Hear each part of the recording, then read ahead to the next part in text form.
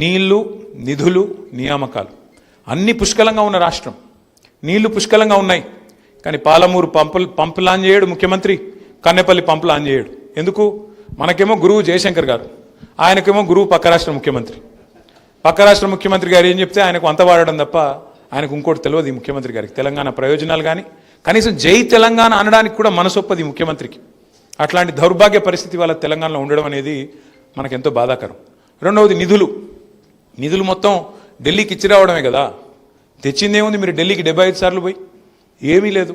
పైగా ఇంకా మీదికి భావదారిద్రపు మాటలు, చాలా దిక్కుమాలిన మాటలు. తెలంగాణ దివాలా తీసిన రాష్ట్రం అని చెప్పి దివాలా కోరు మాటలు. అందుకే జయశంకర్ సారు ఒకసారి ఇప్పుడు మళ్ళీ తిరిగి వస్తే ఇలాంటి సన్నాసులకు పాఠాలు చెప్తే బాగుండేమో అని అప్పుడప్పుడు అనిపిస్తుంది. ఇంకా మనం ఎన్ని చెప్పినా ఇవాళ చెవిటోని ముంగట శంఖం ఊదినట్టు అవుతున్నది. ఎన్ని చెప్పినా కేంద్ర ప్రభుత్వం స్పష్టంగా పార్లమెంట్లో చెప్పినా అయ్యో అప్పులు చేయలేదురా కేసీఆర్, నువ్వు తప్పుడు మాటలు మాట్లాడుతున్నావు అని చెప్తే కూడా ఇవాళ చెవిటోడు ముందు శంఖం ఊదినట్టు. 3,50,000 కోట్ల అప్పులు కేసీఆర్ దిగిపోయినాడు. మొత్తం కేసీఆర్ ప్రభుత్వం చేసిన అప్పు 2,80,000 కోట్లేరని ఆయన అని కేంద్ర ప్రభుత్వం ఆర్బీఐ లెక్కల ఆధారంగా చెప్తే కూడా కాదు 8,15,000, 9,00,000, 12,00,000 నోటికి ఎంత వస్తే అంత సొల్లుపురాను. అందుకే అప్పుడప్పుడు అనిపిస్తుంది ఇట్లాంటి సన్నాసులకు జయశంకర్ సార్ ట్యూషన్ చెప్తే కనీసం సిగ్గు తెచ్చుకుంటుండే కొద్దిగా అని అప్పుడప్పుడు అనిపిస్తుంది. ఇక కొంతమందిగా సిగ్గుమాలిన మాటలు మా జగదీశన్ కరెక్ట్గా చెప్పిండు. నిన్నగాక మొన్న ముఖ్యమంత్రి అంటాడు తెలంగాణలో అంటే ఇద్దరే మేధావులట.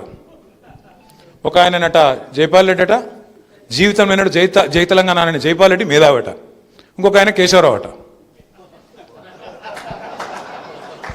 ఇక గది పరిస్థితి ఇవ్వాలి. మరి జయశంకర్ ఎడవాయే, విద్యాసాగర్ రావు ఎడవాయే, ఎంతమంది ఉన్నారు మేధావులు? ఒకరికి ఇద్దరు కాదు కదా బుద్ధిజీవులు, ఎంతోమంది ఉన్నారు. పోనీ మా ఊళ్ళో పేర్లు చెప్పకపోతే అందుకు నీకు మనసు ఒప్పకపోవచ్చు. మరి కోదండరాంకి ఏమైంది? ఆయన నీతోనే ఉన్నాడు కదా, ఆయన పేరైనా చెప్పకపోతే ఇప్పుడు ఆయన చెప్పుకోవట్టే ఏం కావాలి ఇప్పుడు కోదండరాం గారు? ఇంకా వేరే వాళ్ళు సెల్ఫ్ స్టైల్డ్ ఇంటెలెక్చువల్స్ వాళ్ళేం కావాలి? అంటే ఇంత భావదారిద్ర్యం పనికిరాదు ముఖ్యమంత్రి గారు. తెలంగాణ వాళ్ళ గొప్పతనాన్ని కూడా గుర్తించడానికి, గౌరవించడానికి సంస్కారం నీకు లేకపోతే నువ్వెట్లా ముఖ్యమంత్రి అవుతావు తెలంగాణ సమాజానికి?